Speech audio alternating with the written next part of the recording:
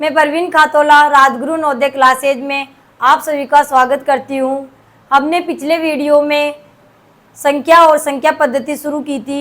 उसमें मैंने संख्याओं के बारे में पढ़ा था। अंक किसे कहते हैं, सम संख्या किसे कहते हैं, विषम संख्या किसे कहते हैं, भाज्य संख्या किसे कहते हैं, अभाज्य संख्या किसे कहते हैं। इन संख्याओं के बारे में हमने चर्चा कर ली थी। आज हम संख्याओं की चर्चा में आगे बढ़ते हुए करेंगे।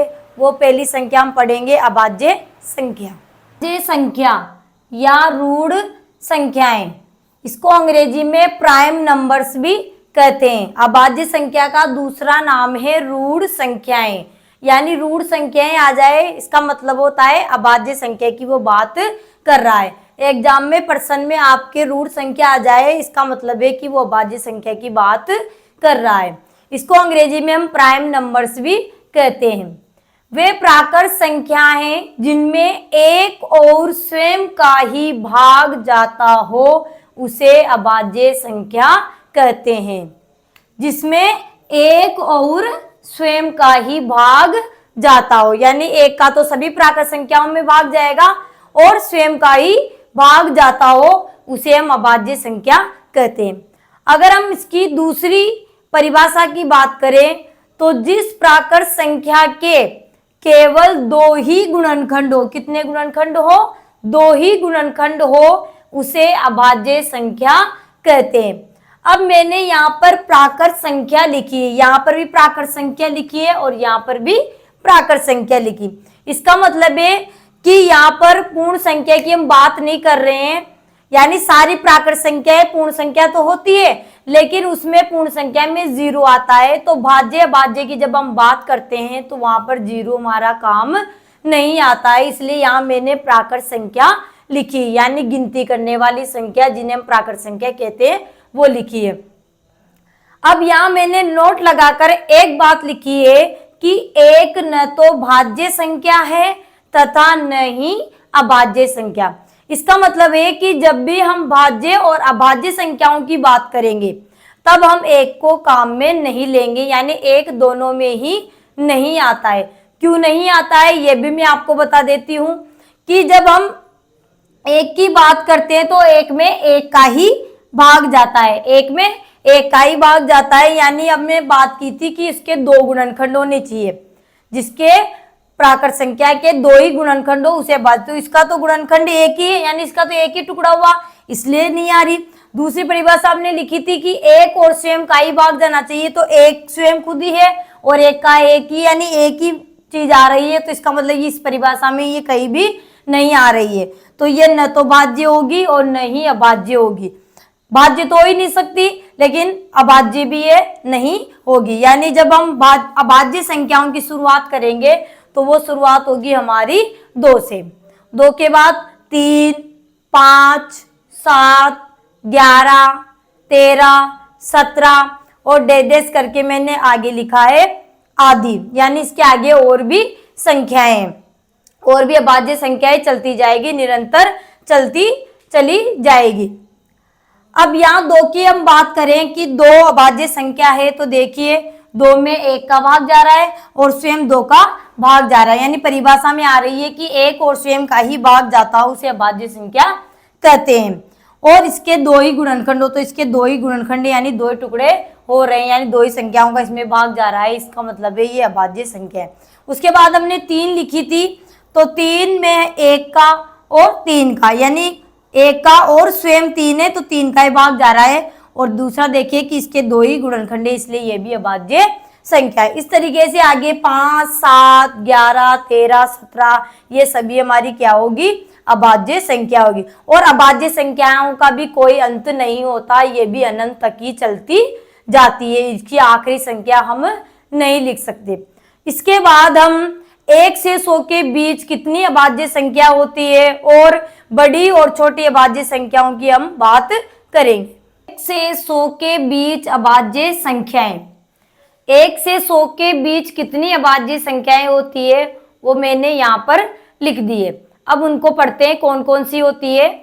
2, 3, 5, 7, 11, 13, 17, 19, 23, 29, 31, 37, 41, 43, 47, 53, 59, 61, 67, 71, 73, 79, 83, 89 और 97। यानी 1 से 100 के बीच कुल अभाज्य संख्याएं होती है 25। अगर आपके प्रश्न में आ जाए कि 1 से 100 के बीच कुल कितनी अभाज्य संख्याएं होती है और वहां ऑप्शन में दे दे कि 20, 22, 24 या 25, तो कितनी होती है? 25 होती है। 1 से 50 के बीच कुल कितनी अभाज्य संख्याएं होती है? तो 1 से 50 के बीच कुल अभाज्य संख्याएं होती है 15। देखो यहां से लेकर और यहां तक हमारे 50 के बीच आएगी, तो इनको गिन लेते हैं। 1, 2, 3, 4, 5, 6, 7, 8, 9, 10, 11, 12, 13, 14 और 15। इसके बाद अगर 50 से 100 के बीच की पूछ ले कि 50 और 100 के बीच में, 50 से लेकर 100 के बीच में कुल कितनी अभाज्य संख्याएं होती है? तो वो होती है 10। यानी 53 से लेकर 97 तक 1, 2, 3, 4, 5, 6, 7, 8, 9 और 10 और 15 और 10 मिलाकर पूरी कितनी हो जाती है? 25। अब हम बात करें कि सबसे छोटी अभाज्य संख्या कौन सी होती है। तो सबसे छोटी अभाज्य संख्या होती है हमारी 2। और 2 के नीचे मैंने नोट में एक चीज लिखी है, उसका मतलब है कि 2 एकमात्र ऐसी अभाज्य संख्या है जो समभी है, इसलिए 2 को हम सम अभाज्य संख्या भी कहते हैं। इसके अलावा जितनी भी अब सम संख्याएं होती है वो सभी क्या होगी? भाज्य होगी, केवल 2 को छोड़कर। इसलिए प्रश्न ऐसा भी पूछा जाता है कि सम अभाज्य संख्या कौन सी होती है? तो सम अभाज्य संख्या होती है हमारी 2। यानी हमें पता है, हमारे दिमाग में चलता रहता है कि यार सम संख्याओं में तो 2 का भाग पूरी बार जाता है, तो यहाँ पर सारी सम संख्याएं हमारी क्या होगी? भाज्य होगी। तो वो गलत है। 2 को छोड़कर वो सभी तो होगी, लेकिन 2 नहीं होगी। 2 एक ऐसी अभाज्य संख्या है जो क्या है? हमारी सम भी है और अभाज्य भी है। इसके बाद हम बात करें कि एक अंक की सबसे छोटी अभाज्य संख्या कौन सी है? एक अंक की सबसे छोटी अभाज्य संख्या कौन सी? तो वो होगी हमारे 2। कौन सी होगी? 2। इसके बाद हम बात करें कि एक अंक की सबसे बड़ी अभाज्य संख्या कौन सी होगी? तो वो होगी हमारे 7। कौन सी होगी?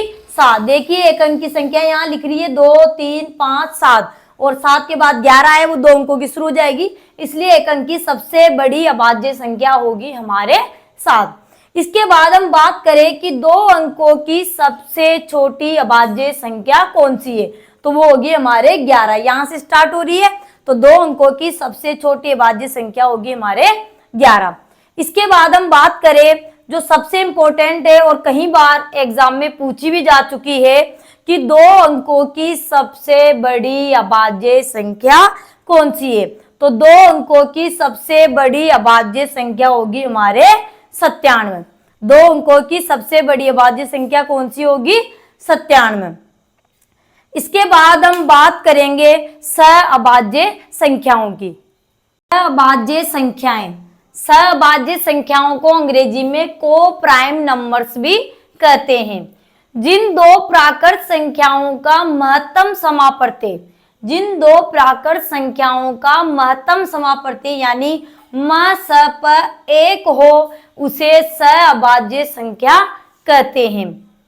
जैसे 3, 5, 4, 9, 8, 13 और डेश करके मैंने आदि लिखा है, इसका मतलब और भी जोड़े हो सकते हैं।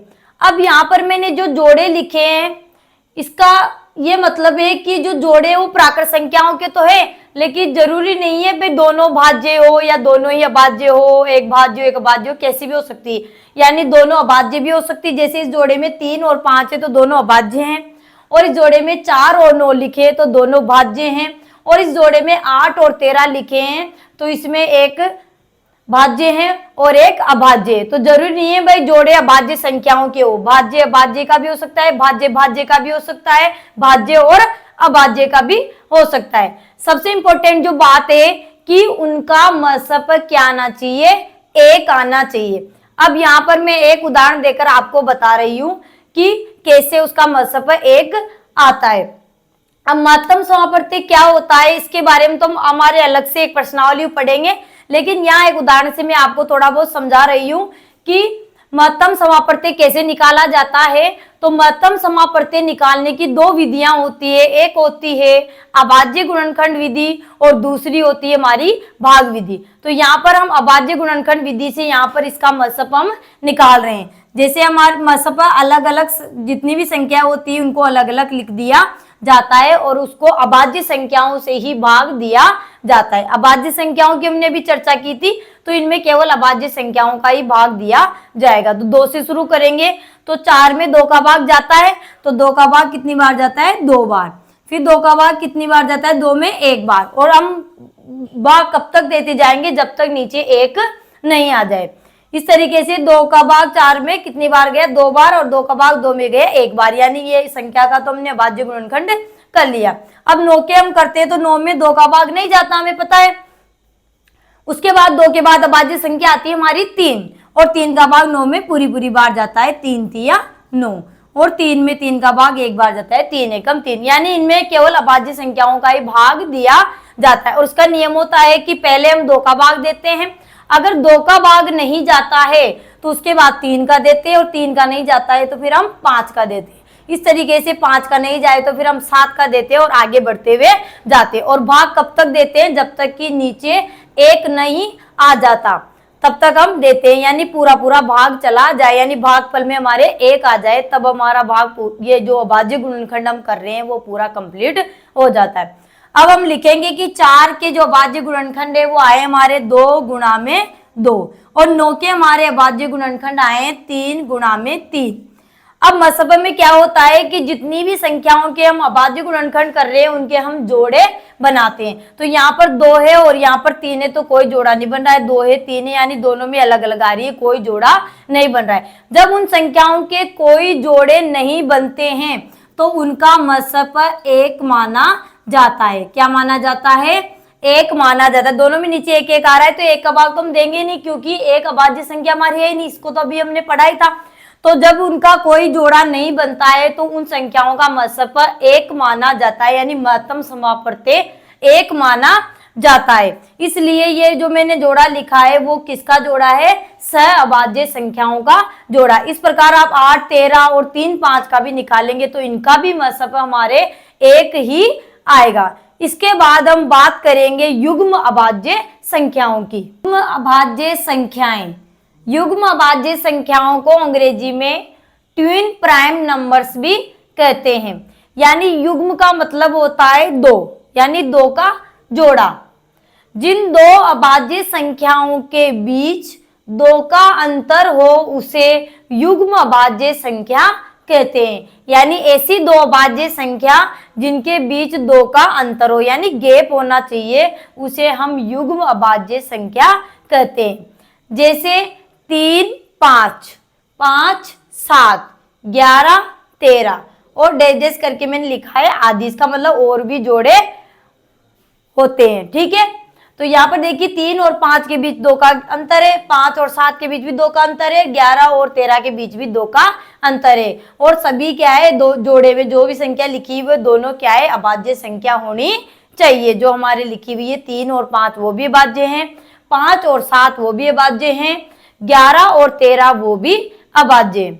अब हम बात करें कि 1 से लेकर, यानी 1 से लेकर 100 के बीच में युग्म अभाज्य संख्याओं के कितने जोड़े होते हैं या कितने युग्म होते हैं, तो वो होते हैं 8 जोड़े होते हैं। 8 जोड़े यानी 8 युग्म अभाज्य संख्याएं होती है। वो कौन कौन सी है, 1 से 100 के बीच अभाज्य संख्या की बात हमने अभी की थी, उन्हीं में से ही ये जोड़े। ठीक है, तो पहला जोड़ा है 3 और 5 का, दूसरा है 5 और 7 का, तीसरा जोड़ा है हमारा 11 और 13 का, उसके बाद चौथा जोड़ा है हमारा 17 और 19 का, और 5वां जोड़ा है हमारा 29 और 31 का। उसके बाद छठा जोड़ा है हमारा 41 और 43 का, और सातवां जोड़ा है 59 और 61 का, और हमारा आठवां जोड़ा है 71 और 73 का। इसका मतलब है कि 1 से 100 के बीच में अभाज्य युग्म अभाज्य संख्याओं के 8 जोड़े या 8 युग्म होते हैं। इसके बाद हम बात करेंगे भाज्य संख्याएं किसे कहते हैं। भाज्य संख्याएं या यौगिक संख्याएं या संयुक्त संख्याएं, तीनों का मतलब एक ही है, तीनों एक ही है। यौगिक संख्या की अगर हम बात करें, इसका मतलब है वो भाज्य संख्या की बात कर रहा है, और संयुक्त संख्या की अगर हम बात करें, इसका मतलब है वो भाज्य संख्या की बात कर रहा है। यानी प्रश्न में हमारे यौगिक संख्या आ जाए या संयुक्त संख्या आ जाए, इसका मतलब भी भाज्य संख्या ही होता है। इसको अंग्रेजी में हम कंपोजिट नंबर भी कहते हैं। अब भाज्य संख्या किसे कहते हैं, तो जिन प्राकृत संख्याओं में एक और स्वयं के अलावा अन्य संख्या का भी भाग जाता हो या भाग चला जाए, या अन्य संख्या से भी उसमें भाग जाता हो, उसे भाज्य संख्या कहते हैं। इसके बाद हम इसकी दूसरी परिभाषा की बात करें कि जिन प्राकृत संख्याओं के 2 से ज्यादा गुणनखंड हो, यानी 2 से ज्यादा उसके टुकड़े हो, 2 से ज्यादा संख्याओं का उसमें भाग जाता हो, तो उसे भाज्य संख्या कहते हैं। जैसे 4, 6, 8, 9, 10, 12, 14, 15 और डेढ़ करके मैंने लिखा है आदि, यानी आगे भी और भाज्य संख्याएं होती है, और ये भी संख्याएं अनंत तक चलती है, इनका भी कोई अंत नहीं होता, यानी आखिरी भाज्य संख्या हम नहीं लिख सकते।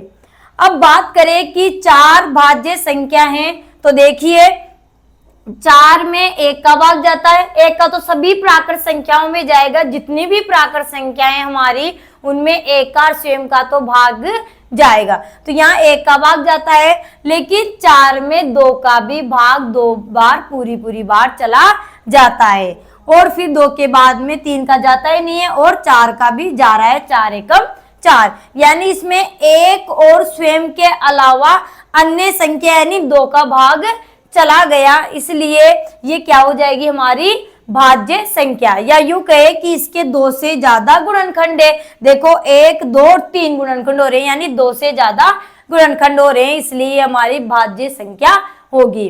यानी हमारी भाज्य संख्याओं की जब हम शुरुआत करेंगे तो वो होगी हमारी 4 से।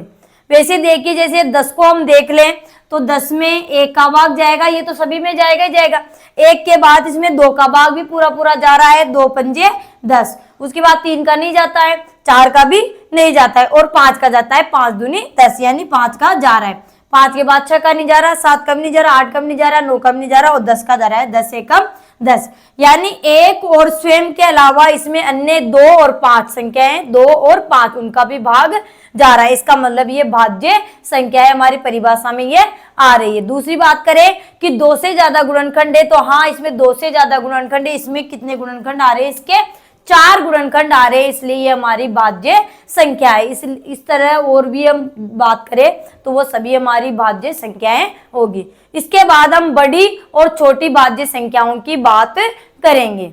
से छोटी भाज्य संख्या की अगर हम बात करें तो सबसे छोटी भाज्य संख्या हमारी है 4। सबसे छोटी भाज्य संख्या कौन सी है हमारी? 4। अगर हम एक अंक की बात करें कि एक अंक की सबसे छोटी भाज्य संख्या कौन सी है, तो वो भी हमारी क्या होगी? 4। इसके बाद हम बात करें कि एक अंक की सबसे बड़ी भाज्य संख्या कौन सी है, तो वो होगी हमारे 9।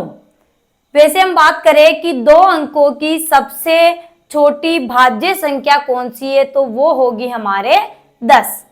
इसके बाद हम बात करें कि 2 अंकों की सबसे बड़ी भाज्य संख्या कौन सी है, तो वो होगी हमारे 99।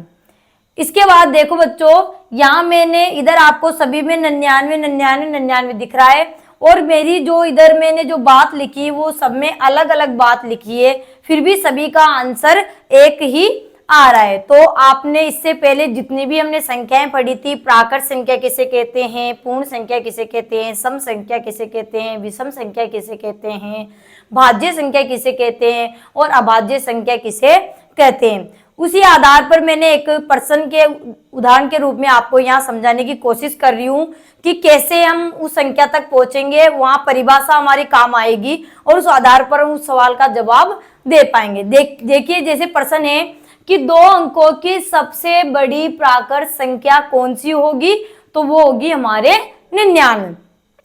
इसके बाद हमने लिखा कि 2 अंकों की सबसे बड़ी पूर्ण संख्या कौन सी होगी, तो वो भी होगी हमारे 99।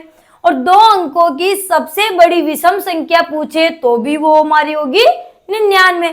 और 2 अंकों की सबसे बड़ी अगर भाज्य संख्या की बात करें तो वो भी होगी हमारे 99। और 2 अंकों की सबसे बड़ी संख्या की बात करें तो वो भी होगी हमारे 99। तो इस तरीके से मैंने यहाँ पे 5 प्रश्न बनाए हैं और पांचों का जवाब ही हमारा एक ही आ रहा है। इस तरीके से हम 10 की बात करें तो इस पे भी क्वेश्चन बनते हैं, इस पे भी 5 क्वेश्चन हम बना सकते हैं। और यहाँ कह सकते हैं कि 2 अंकों की सबसे बड़ी की जगह हम यहाँ छोटी लिख दें और हर जगह छोटी बना दें कि 2 अंकों की सबसे छोटी प्राकृत संख्या कौन सी होगी, तो वो होगी हमारी 10।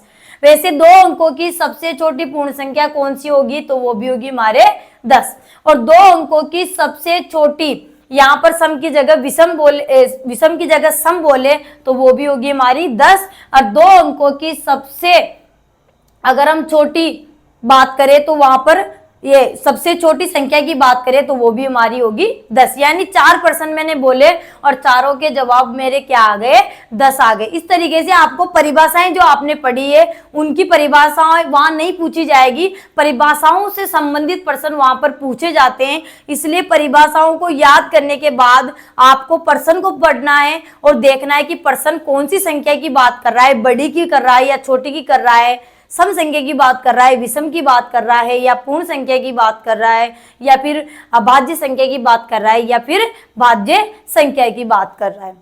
तो यहाँ तक हमने पढ़ा। आज हमने इस वीडियो में भाज्य संख्याएं, सहभाज्य संख्याएं, युग्म भाज्य संख्याएं और भाज्य संख्याओं की चर्चा की है। आई होप आप सभी को ये चीजें समझ में आई होगी। इसके बाद हम नेक्स्ट जो संख्याएं हैं उनकी चर्चा हम अगले वीडियो में करेंगे। तो अगर आपको मेरा वीडियो पसंद आए तो वीडियो को लाइक करिए, सब्सक्राइब करिए और बेल आइकन का बटन दबाइए ताकि अगला नोटिफिकेशन जल्दी आपके पास पहुंच जाए। जय हिंद, जय भारत।